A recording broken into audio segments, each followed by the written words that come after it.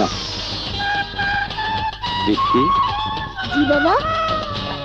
এই চশমাটা তোর দাদিকে দিয়ে this.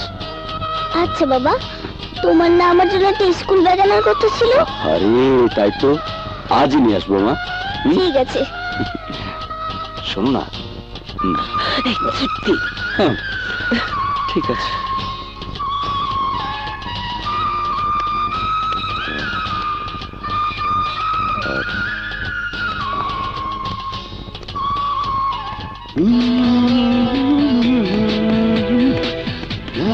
Rabha, happy birthday to you. শুকনো ভালোবাসা এখন শুকনো, রাতে তো পছন্দের পায়েস রান্না করবো। এই জন্যই তো বলি আমার লক্ষ্মী মা আমার পছন্দের খাবারটা ঠিকই মনে রাখি। যাই আমার সব ফ্রেন্ডদের ইনভাইট করে আসি। পাগল ছেলে। স্যার ওয়ালাইকুম আসসালাম, চাবি দাও। হ্যাঁ জি, এই নিন।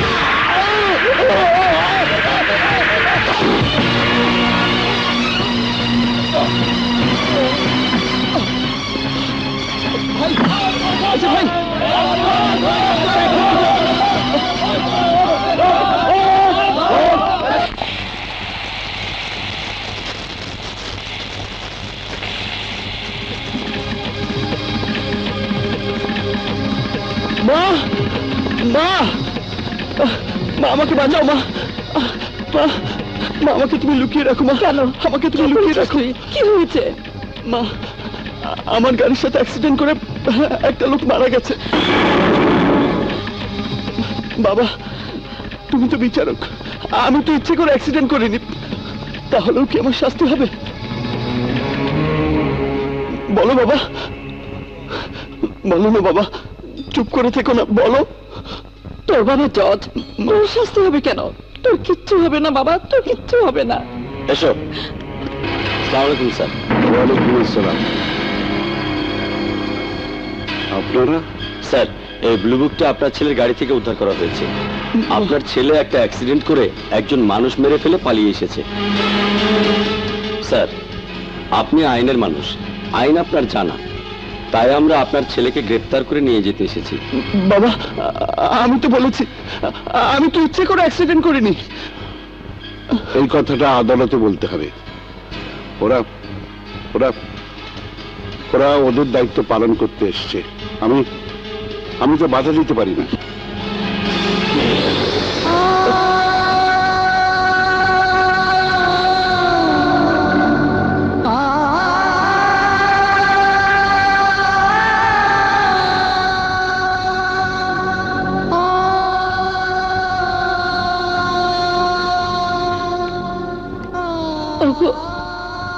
আজ রাফাতের জন্মদিন।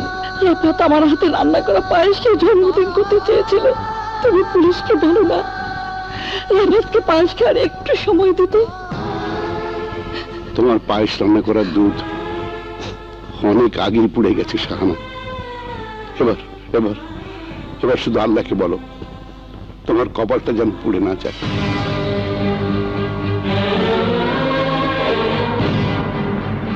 চলুন।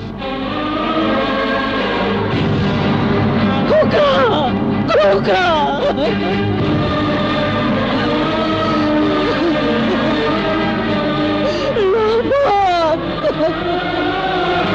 দেখো দেখো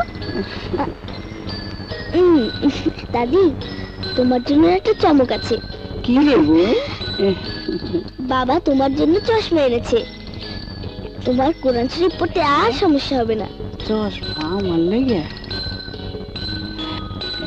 পড়ো।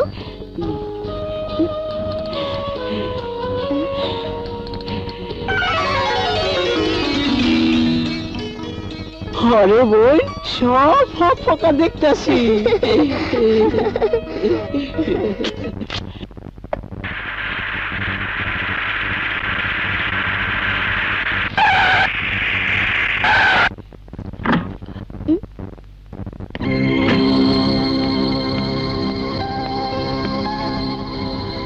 মা, আমাদের বাড়িতে পুলিশ এসেছে।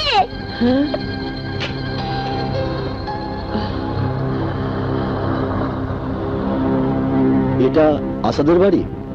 জি, কিন্তু আপনারা কি ব্যাপার?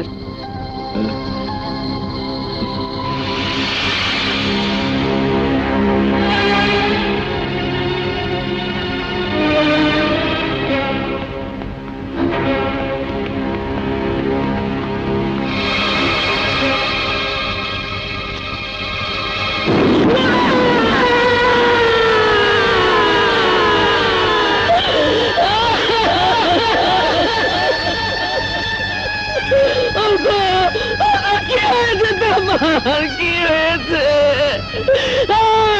কথা বলো, কথা বলো না।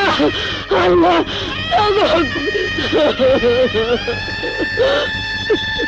কথা বলো। এই পুলিশ আঙ্কেল, আমার বাবার কি হয়েছে? মা কাঁদছে কেন? তোমার বাবা রোড অ্যাক্সিডেন্টে মারা গেছে। আসাদ, আসাদ রে, কথা বল, কথা বল।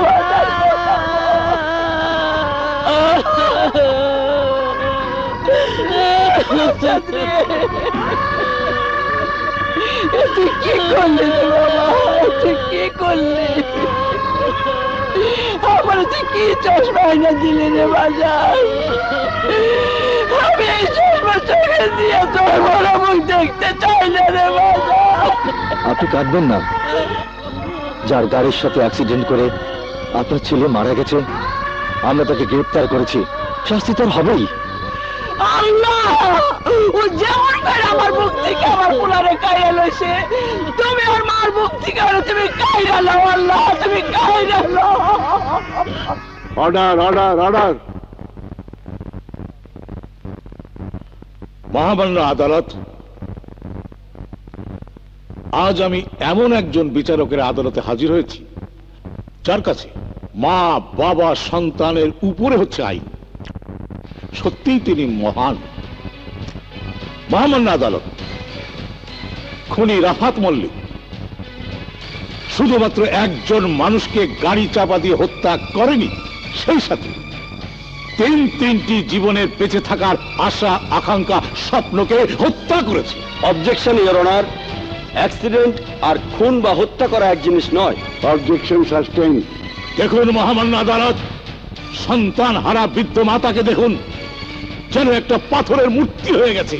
তার বুকে শুধু একটাই কথা, আল্লাহ, তুমি আমার সন্তানের খুনিকে শাস্তি দাও, শাস্তি দাও, শাস্তি দাও। মহামান্য আদালত, ওই হলো সদ্য বিধবা স্ত্রী আর বাবা হারানো শিশু কন্যা। ওরা নিজেরাই জানে না মৃত আসাদের অবর্তমানে আগামীকাল কে ওদের এক মুঠো ভাতের ব্যবস্থা করে দেবে। ওরা নিজেরাই জানে না আগামীকাল ওদের জীবনের মোড় কোন দিকে মোচড় নেবে। তাই আমি মহামান্য আদালতের কাছে সেই বিচার প্রার্থনা করব, যে বিচারের রায় শুনে বৃদ্ধ মা বলতে পারবে আমি ন্যায় বিচার পেয়েছি। মহামান্য আদালত, স্বামীহারা বিধবা তার শোক ভুলতে পারবে, আর এই অবশ শিশুটি যেন সবাইকে বলতে পারে বাবার হত্যার বিচার সঠিক হয়েছে। ওর অনার, মহামান্য আদালত, আমি একবার নয় 100 বার বলেছি ব্রেক ফেল করার কারণেই অ্যাক্সিডেন্ট হয়েছে, নয়তো অ্যাক্সিডেন্টটা হতো না। বিশ্বাস করুন মহামান্য আদালত, আমি ওই মানুষটাকে বাঁচানোর অনেক চেষ্টা করেছি, আর ওই মানুষটা তো আমার শত্রু ছিল না। তাহলে একজন মানুষকে গাড়ি চাপা দিয়ে আমি কেন মারবো? কেন ওই পরিবারের এত বড় ক্ষতি আমি করব? আমি ওই মানুষটাকে মারতে চাইনি মহামান্য আদালত, এটা একটা অ্যাক্সিডেন্ট। বিশ্বাস করুন মহামান্য আদালত। Order order order. আদালত আগামীকাল বেলা 11টা পর্যন্ত মুলতবি ঘোষণা করা হলো। আগামীকাল 11টার পর এই মামলার শুনানি হবে।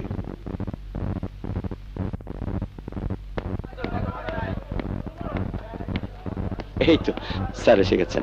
এক্সকিউজ মি স্যার, আপনার কাছে আমাদের একটাই প্রশ্ন। আসামি রাফাত মল্লিক আপনার একমাত্র সন্তান, আর আপনি হচ্ছেন এই মামলার বিচারক, তাই আমরা কি ন্যায় বিচার আশা করতে পারি? বিচারকের চেয়ার আমি 25 বছর। এই 25 বছরে আজ পর্যন্ত কেউ আমার বিচারে দ্বিমত পোষণ করেনি। আশা করি আগামীকালও আপনারা কেউ দ্বিমত পোষণ করতে পারবেন না। Thank you.